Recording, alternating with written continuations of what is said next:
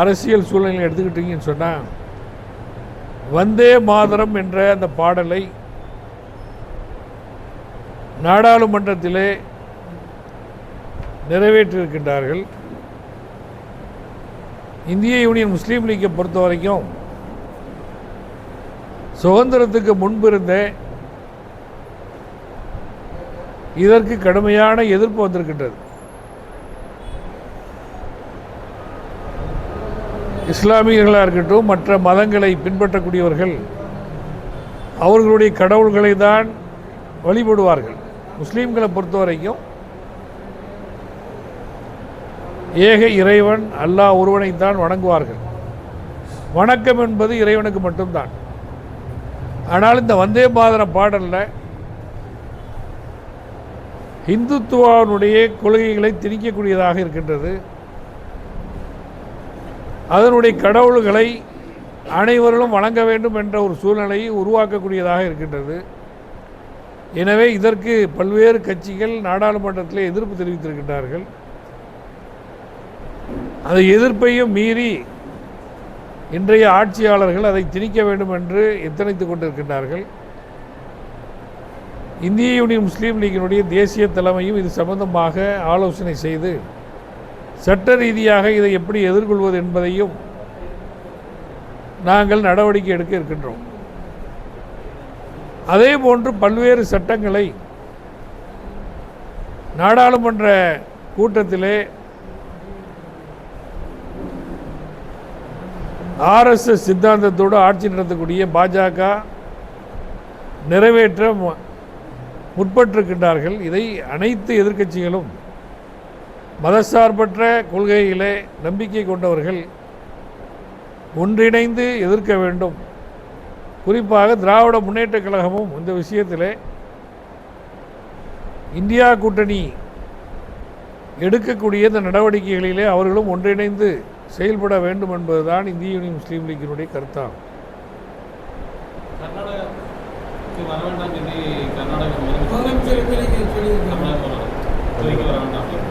ஆமாம், அங்கே ஒரு பதற்றம் ஏற்பட்டதாக சொல்கிறாங்க. முதலமைச்சர் அவர்கள் இதுக்கு தெளிவான விளக்கத்தை சொல்ல வேண்டும். அவங்க போகிறேன்னு முடிவு பண்ணாரா இல்லையா? இதுவரைக்கும் தமிழ்நாட்டிலேருந்து யாரும் போயிருக்கிறாங்கன்னு நினைக்கி புரட்சித் தலைவர் எம்ஜிஆர் அவருடைய காலத்தில் அமைச்சர்களை அனுப்பி வைத்திருந்தார். சில நல்ல காரியங்கள் நடந்தது. அதுபோன்று இவர் செல்வதின் காலமாக கூட ஒரு சுமூகமான சூழ்நிலை ஏற்படும் என்று பலரும் கருத்து தெரிவித்த நிலையில் அங்கே உள்ள எதிர்க்கட்சிகள் எல்லாம் எதிர்ப்பு தெரிவிக்கின்றன.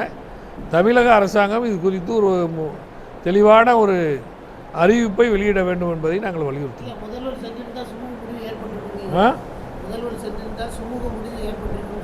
வாய்ப்பு இருக்குதா இல்லையா? பிரச்சனைகளுக்கு சந்திச்சு ஒட்டுமொத்த எதிர்கட்சின்னு சொல்ல முடியாது.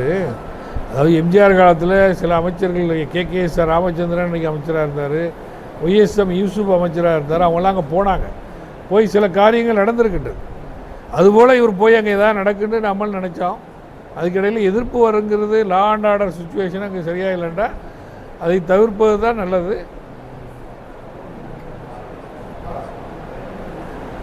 மொத்தத்தில் உங்களுக்கு மேகத்தாவது பிரச்சனையாக இருக்கட்டும், அண்டை மாநிலங்களோடு ஒரு சுமூகமான உறவு இருந்தால்தான் எதையும் சாதிக்க முடியும்.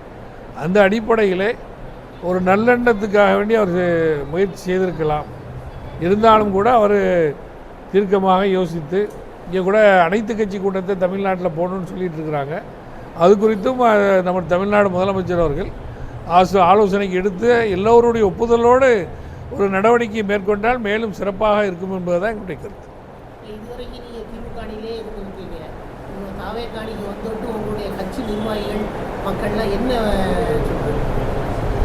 நாங்கள் இன்றைக்கி தாவேகா அணிக்கு வந்திருக்கிறோம்.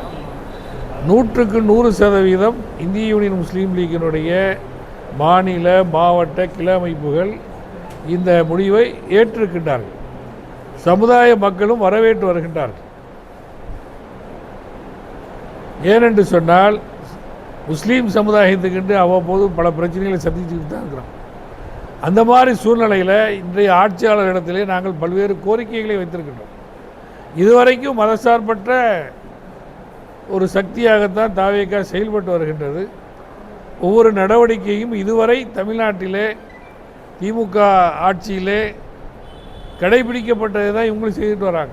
நீட் தேர்வு பிரச்சனையாக இருக்கட்டும், அதே மாதிரி திருப்பரங்குன்றம் பிரச்சனையாக இருக்கட்டும், குர்பானி கொடுப்பதில் தடை விஷயத்துலையும் இருக்கட்டும், மற்ற எல்லா விஷயத்துலையுமே இந்திய யூனியன் முஸ்லீம் லீக்கினுடைய கொள்கையை அவர்கள் நிலைநிறுத்தக்கூடியவராகத்தான் இருக்கின்றார்கள். வருகின்ற 5ஆம் தேதி தமிழ்நாடு நிதிநிலை அறிக்கை சமர்ப்பிக்க இருக்கின்றார்கள்.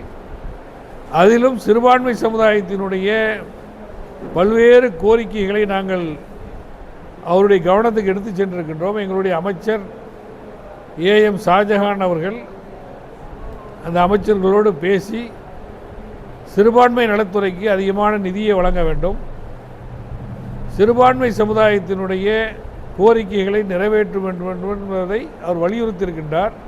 கண்டிப்பாக இந்த ஆட்சியாளர்கள் அதை செய்வார்கள் என நாங்கள் நம்புகின்றோம்.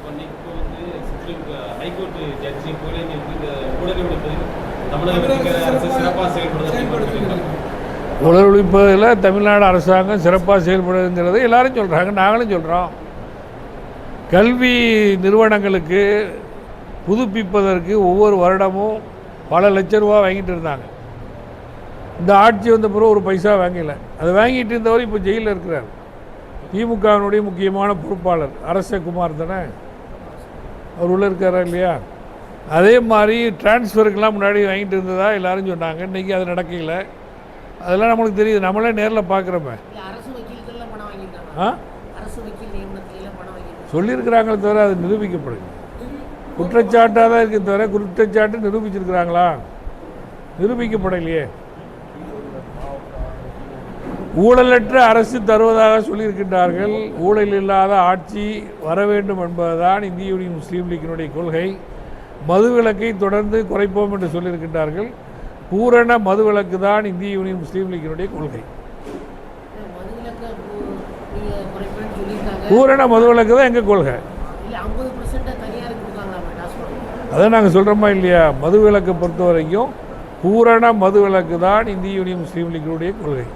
குறைக்கிறது போகிறங்கிறதெல்லாம் நாங்கள் சொல்லலை. பூரண மதுவிலக்கு தான் எங்களுடைய கொள்கை.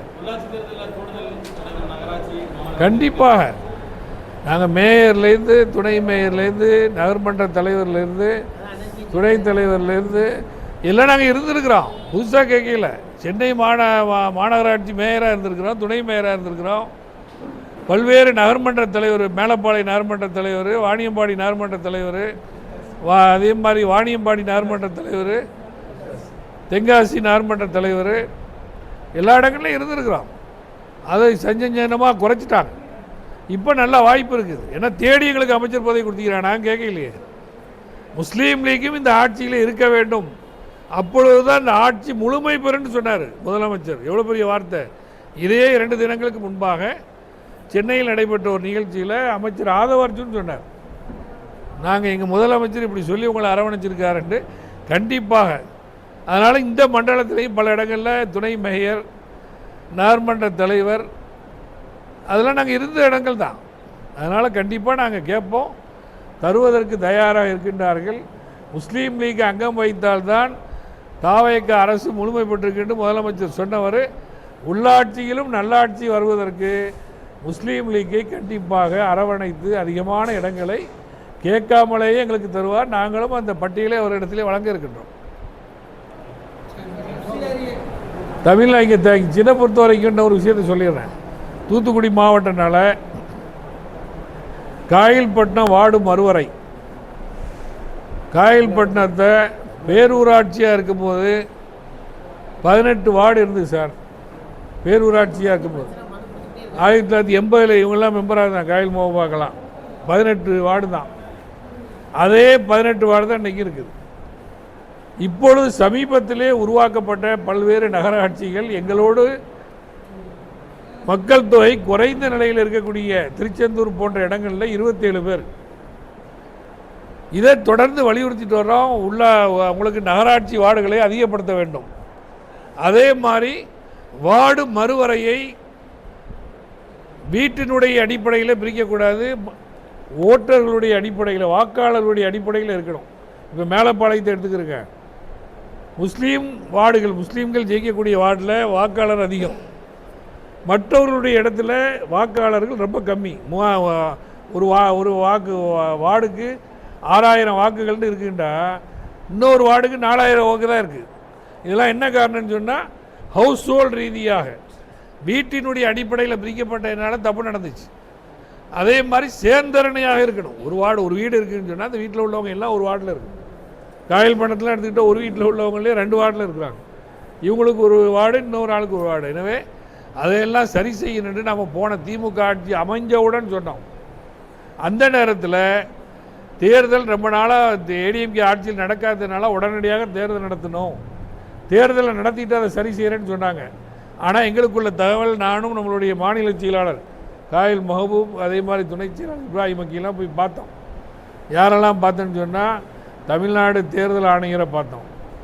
அதே மாதிரி தலைமைச் செயலகத்தில் முதன்மை கூடுதல் செயலாளர், அவர் தான் நகராட்சி துறையினுடைய இவரை போய் அவரையும் போய் பார்த்தோம். அதே மாதிரி DMA director of municipal administration Madhusudan அவர்களையும் பார்த்தோம். அவங்கள்ட்ட சொன்னையில் திமுக ஆட்சியில் இந்த மறுவரைகளை எதையுமே செய்யலை. 5 வருஷம் செய்கிறேன்னு சொன்னாங்களே இல்லையா, அது செய்யலைங்கிறது தான் உறுதிப்பட்ட தகவல். அதே மாதிரி இல்லை இதில் என்ன பிரச்சனைன்னா, இப்போ மக்கள் தொகை கணக்கெடுப்பு ஆரம்பிச்சிட்டாங்க. மத்திய அரசாங்கம் போன டிசம்பர் 25 டிசம்பரோட எந்த வார்டுகளையும் மறுவரை செய்யக்கூடாதுன்னு உத்தரவு போட்டாங்க. இப்போ 2 கட்ட நிலையாக இருக்குது. ஏற்கனவே கோட்டை நாங்கள் நாடி இருக்கிறதுனால முடிந்தவரை சீர் செய்து தருவதாக சொல்லியிருக்கின்றார்கள். அதை கண்டிப்பாக செய்து கொடுக்க வேண்டும் என்பதையும் இந்த நேரத்தில் வலியுறுத்துகிறேன்.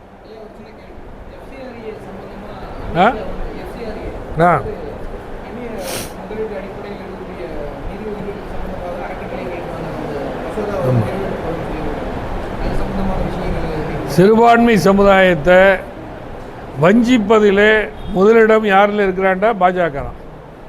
அதனுடைய ஒரு நடவடிக்கை தான் இந்த நடவடிக்கை. எல்லாமே சட்ட ரீதியாக அவங்க செய்கிறாங்க. ஏன் நீங்கள் அதை தட்டி அவங்கள வந்துக்கிட்டு இந்த மாதிரி கட்டாயப்படுத்துறீங்க?